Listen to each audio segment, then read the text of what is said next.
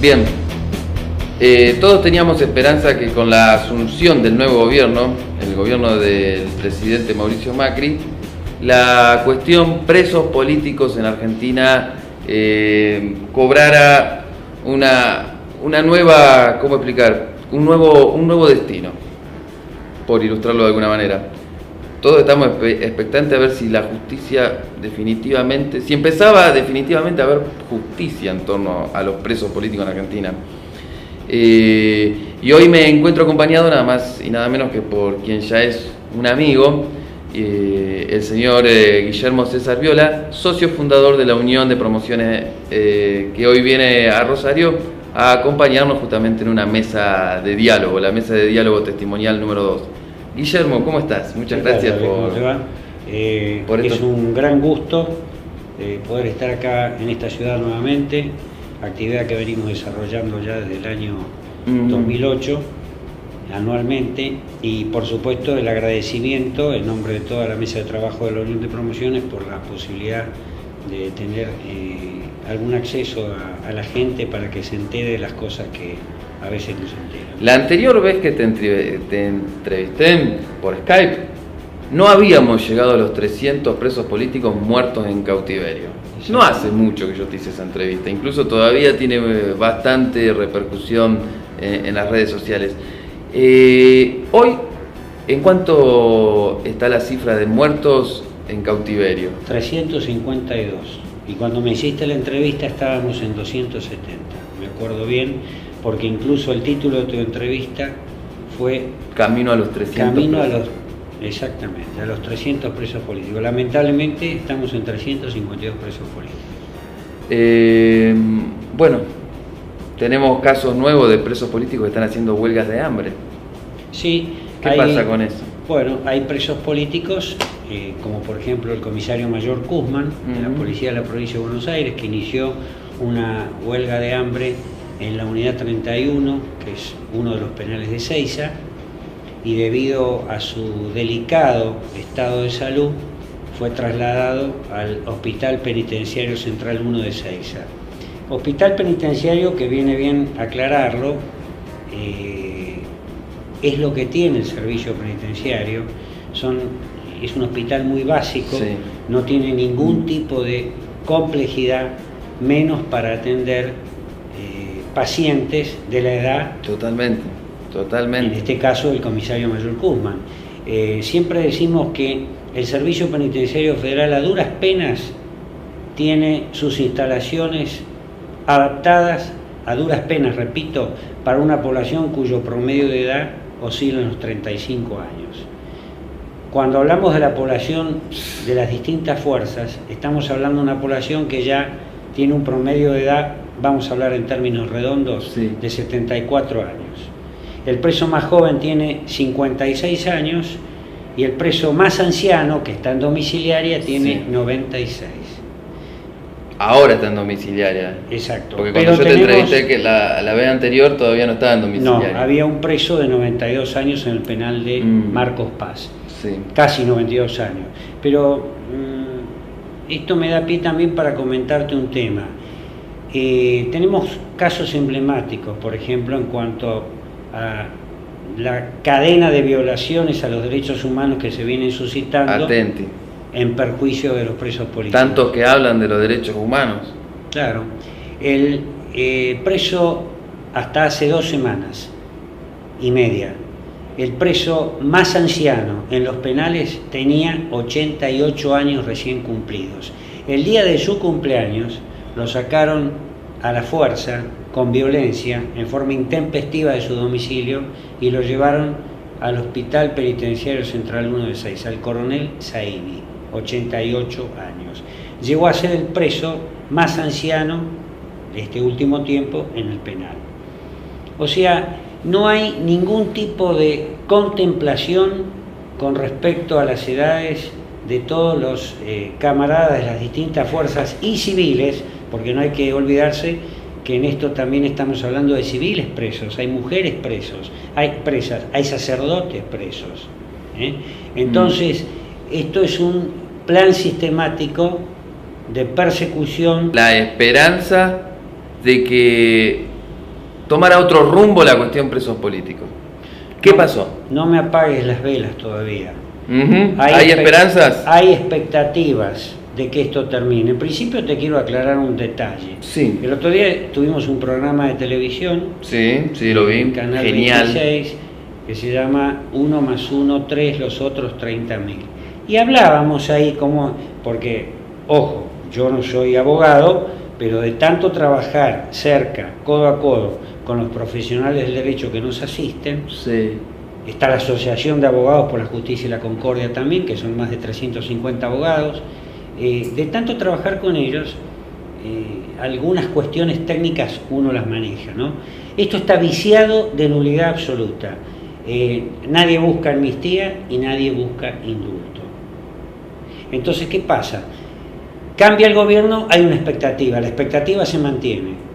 Los presos políticos, las familias, los que los estamos apoyando, todos tenemos sanas expectativas de que esto de una vez por todas finalice, de que no puede ser posible que la justicia siga tuerta, siga hemipléjica. Convengamos que no hubo ningún cambio a nivel justicia, están los mismos jueces, los mismos tribunales, los mismos fiscales. Entonces, ¿qué pasa? Si vos me preguntás qué pasó el día de hoy, yo te digo, sí, se nota que ha habido como una especie de alivianamiento en cuanto a la presión que los jueces tenían. Entonces hay algunos jueces que están tomando determinaciones como por ejemplo enviar a domiciliarias a gente muy anciana, porque no te olvides que los ancianos tienen sus problemas naturales de la edad, más las enfermedades adquiridas en la cárcel. Entonces es un cuadro muy grave de situación. No tenemos que olvidar una cuestión. Están presos por un capricho ideológico. Exacto. En su gran mayoría, no porque hayan cometido un crimen, pero me sobran los ejemplos, que ahora ni siquiera hay mucha gente víctimas de toda esta situación que ni siquiera quiere hacer nota para no embarrarlas. Y yo los entiendo, ¿viste? Porque, ¿qué pasa? A lo mejor dicen algo, tiene un poco de eco y se la dan con todo. Claro. Entonces tratan... le pregunto, ¿y está preso? Bien, ¿y por qué? Todavía no sabemos, como me dijo la mujer de Koopman en la entrevista pasada, pero no es la única. No hay causa, están presos sin causa. Exacto. Y tienen la edad que él está mencionando en paupérrimas condiciones y nada de asistencia médica. Terrible. Hago una salvedad. Por supuesto no es culpa del servicio penitenciario, el servicio penitenciario tiene que custodiar la gente que la justicia envía a la cárcel. El servicio penitenciario no puede sostener una población de 35 años menos gente. No, obviamente, no es culpa del servicio penitenciario, me quedo con eso. Ahora, ya que lo mencionás, una pregunta, ¿cómo se explica entonces los hematomas en Videla? Bueno, el general Videla sufrió varias caídas que le motivaron. Pero te puedes caer una vez, hermano, y ya veo que no puedes caminar, te lleva a un lugar mejor. Te pongo el ejemplo. El general Videla tuvo una caída en la ducha, después se repitió el episodio, estaba fracturado. Horas antes de fallecer, lo llevaron en esas condiciones a declarar. Hay un video subido en la página web de la Unión de Promociones, ahí en el canal de YouTube hay un video donde se testimonia ese momento. Cuando el tribunal le dice que pase, se levanta, se ve los gestos de dolor, porque estoicamente como un soldado, el hombre fue, declaró, se sentó, se paró como pudo cuando terminó, se sentó y horas después falleció. Falleció sentado en el inodoro de la cárcel. Y ahí lo dejaron durante 8 horas después de fallecido, con la cabeza apoyada en la pared, hasta que alguien resolvió que podía ser retirado el cuerpo. Y los camaradas que compartían pabellón con él fueron testigos de ello. Es más, fueron sacados del lugar, hicieron evacuar el lugar próximo a su celda, él estaba en el módulo 4, pabellón 6, estaba dentro de la celda. Fíjate vos, es un caso muy fuerte, ¿no? El general Videla tenía dolores, tenía hemorragia interna, no se quejaba. Lo llevaron a la enfermería porque los demás camaradas que estaban con él le decían a los guardiacárceles, este hombre debe ser llevado a un hospital en forma urgente, no está bien, se cayó de vuelta. Bueno, lo llevaron, le habrán hecho lo que podían ahí en el hospital penitenciario de Marcos Paz, que no es hospital. Empezó siendo un hospital, después se bajó la categoría módulo médico asistencial y hoy es una unidad médica asistencial, o sea, un dispensario un poquito reforzado. Este hombre lo llevan, vuelve al rato, le preguntan, eran como las 4 de la mañana, ¿cómo estaba mi general? Estoy perfectamente bien, las cosas me dieron bien. Bueno, a la mañana siguiente, cuando se va a producir el relevo de la gente del servicio, pasa el guardiacárcel, él estaba sentado, y el guardiacárcel iba a un lugar donde se produce el relevo con otro, vuelve sobre sus pasos porque le llamó algo la atención. Cuando vuelve sobre sus pasos e ingresa a la celda, ve que él estaba, que había fallecido con su cabeza sentado, apoyado contra la pared. Y ahí estuvo 8 horas el cuerpo. La justicia sabía, el tribunal sabía perfectamente bien su condición, nada costaba por un tema humanitario. Yo particularmente quiero que alguien pague todo eso. Yo quiero que alguien pague, el día de mañana, como sea. Bueno, hay un caso que no quiero dejar de, aprovechando seguro que me quedan 30 segundos, un caso que te quería señalar. Fíjate vos cómo es este proceso persecutorio, el tema de las prisiones preventivas. Tenemos un caso emblemático. El capitán Rolón, de la Armada, estuvo 10 años en prisión preventiva, al término de los cuales fue absuelto. Prisión preventiva corresponde que estés en uso de tu libertad, gozando tu libertad, hasta que un tribunal venga y diga sos culpable o no. 10 años, la prisión preventiva pueden ser 2 años y se puede estirar un tercero de acuerdo a lo que dice la ley. Este hombre estuvo 10 años. 10 años. Esperá, al término de los cuales la justicia dijo está absuelto. Como ya se tenía que ir a su casa, le abrieron una nueva causa y lo incorporaron a la causa ESMA unificada. 4 años y medio más de prisión preventiva, 14 años y medio de prisión preventiva. Y como esos, tenemos un altísimo rango de prisiones preventivas que cubren todas las edades.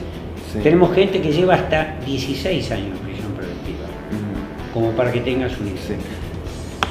¿Qué es lo que vos desde tu lugar, desde ese importantísimo trabajo que estás llevando adelante, le sugerís a este nuevo gobierno, le pedís? Yo le pido a este gobierno que haga justicia, que termine la justicia hemipléjica, porque, vuelvo a repetir el concepto, está todo viciado en nulidad absoluta. Se están violando sistemáticamente los derechos humanos de los hasta hoy 2.137 hombres y mujeres presos políticos en las cárceles, dentro de los cuales están los 352 presos políticos muertos en cautiverio y aquellos que sin estarlo se encontraban bajo proceso judicial. Bien. Guillermo, creo que vos ya sabés el enorme placer que me provoca poder llamarte amigo. Yo te agradezco, lo mismo digo yo, y por supuesto te agradezco que hoy nos acompañes en esta mesa de diálogo testimonial que esperemos que Rosario nos acompañe masivamente. Vamos a ver qué pasa dentro de un rato. Seguramente. Gracias. Gracias, Rosario. Por favor.